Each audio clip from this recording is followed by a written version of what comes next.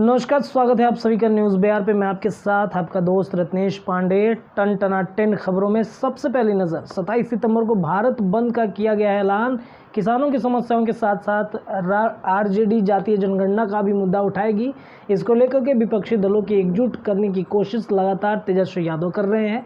भाकपा माले का कहना है कि छात्र संगठन, महिला संगठन, मजदूर यूनियन आदि सबों के साथ बैठकें हुई हैं। महागठबंधन की सभी पार्टियों ने बैठक की है और किसानों के द्वारा बंद किए गए भारत समर्थन में डाक बंगला चौराहे को जाम कर दिया जाएगा। ट्रेनें और बसें भी रोकी जा सकती हैं। जातिगत जनगणना पर मुख्यमंत्री नीतीश कुमार ने कहा कि अगर कोई ऐसा कहता है कि 2011 में हुई सामाजिक आर्थिक जनगणना के परिणाम के आधार पर जातीय जनगणना नहीं हो सकती तो यह उचित नहीं है। सीएम नीतीश ने केंद्र सरकार से आग्रह किया कि इस मसले पर ठीक से विचार करने के बाद जातीय जनगणना कराए। जहां तक बात राज्य आधार पर जातीय जनगणना कराने की है तो इस मसले पर सर्वदलीय बैठक बुलाई जाएगी। इसमें जो निर्णय होगा सरकार वैसा ही करेगी।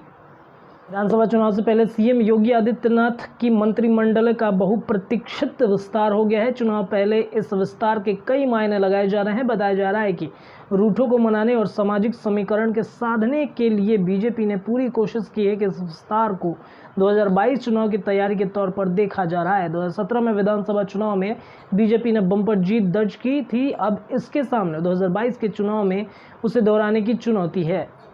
जितिन प्रसाद ने योगी कैबिनेट विस्तार में मंत्री पद की शपथ ली है। वहीं यूपीए सरकार में मंत्री रहे। इसके बाद छात्रपाल गंगार ने भी शपथ ली है।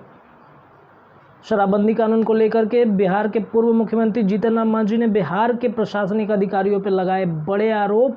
सारण में शामिल हुए एक निजी कार्यक्रम के दौरान शराबबंदी कानून पर बिहार सरकार को कहा कि शराबबंदी कानून पर पुनः विचार करना चाहिए। उन्होंने कहा कि शराबबंदी करने से ज़्यादा जरूरी है लोगों को शराब नहीं बनाने व नहीं पीने के लिए प्रेरित करना। पूर्व सीएम ने कहा कि बिहार में इस कानून से शराबबंदी नहीं बल्कि इसकी बिक्री और बढ़ गई है। इस कानून के कारण सैकड़ों गरीब जेल में बंद हैं और पुलिस प्रशासन के लोग मालामाल हो रहे हैं।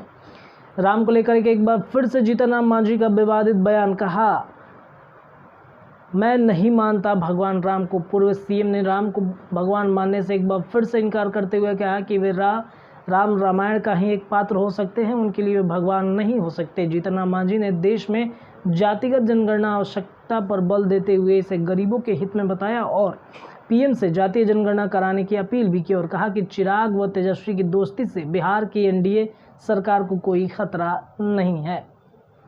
जातिगत जनगणना पर हम प्रवक्ता डॉक्टर दानिश रिजवान का बयान। कहा, मांझी जी की उम्र ज़्यादा है इसलिए उन्हें समाज का है ज्ञान।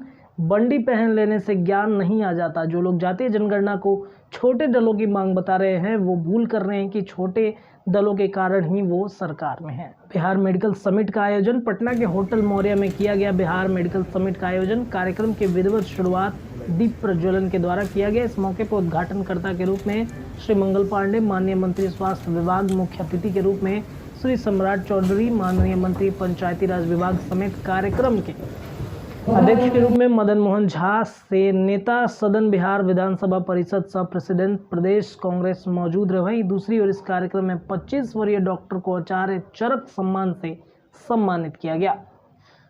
प्रधानमंत्री के मन की बात को लेकर पटना महानगर महिला महामंत्री कुमारी वीणा के नेतृत्व में मन की बात कार्यक्रम का आयोजन किया गया, जिसमें मुख्य अतिथि के रूप में पथ निर्माण मंत्री नितिन नवीन, प्रदेश अध्यक्ष भाजपा संजय जायसवाल समेत कई नेता मौजूद रहे। साथ ही इस मौके पर मन की बात कार्यक्रम के अलावा मेडिकल कैंप का भी आयोजन किया गया, जिसमें तमाम तरह की परेशानियों को लेकर के मेडिकल कैंप में डॉक्टरों ने लोगों की समस्याएं से जुड़ी उचित सलाह भी दी। इस दौरान भाजपा प्रदेश अध्यक्ष संजय जायसवाल और मंत्री नितिन नवीन भी शामिल रहे।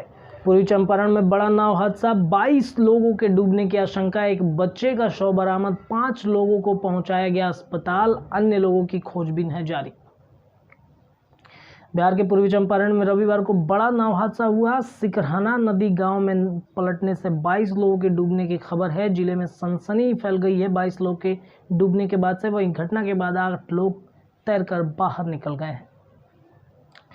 नौगछिया पुलिस का बड़ा एक्शन, चोरी किए गए 10 मोबाइल किए गए बरामद। भागलपुर के नौगछिया में एसपी नौगछिया सुशांत कुमार के निर्देश पर तकनीकी पुलिस विभाग द्वारा विशेष समकालीन अभियान के तहत चोरी और खोए हुए 10 मोबाइल फोन बरामद किया गया है। उपरोक्त सभी लोगों को नौगछिया एसपी ने बरामद फोन वापस किए, जिसके बाद लोगों ने पुलिस को किया धन्यवाद। तो ये थे टन खबरें। ऐसी ही खबरें लगातार हम आपको दिखाते रहेंगे। जुड़े रहिए न्यूज़ बिहार के साथ में, और अभी तक आपने हमारे वीडियो चैनल को सब्सक्राइब नहीं किया है तो कृपया सब्सक्राइब ज़रूर कर लीजिए। बहुत बहुत धन्यवाद।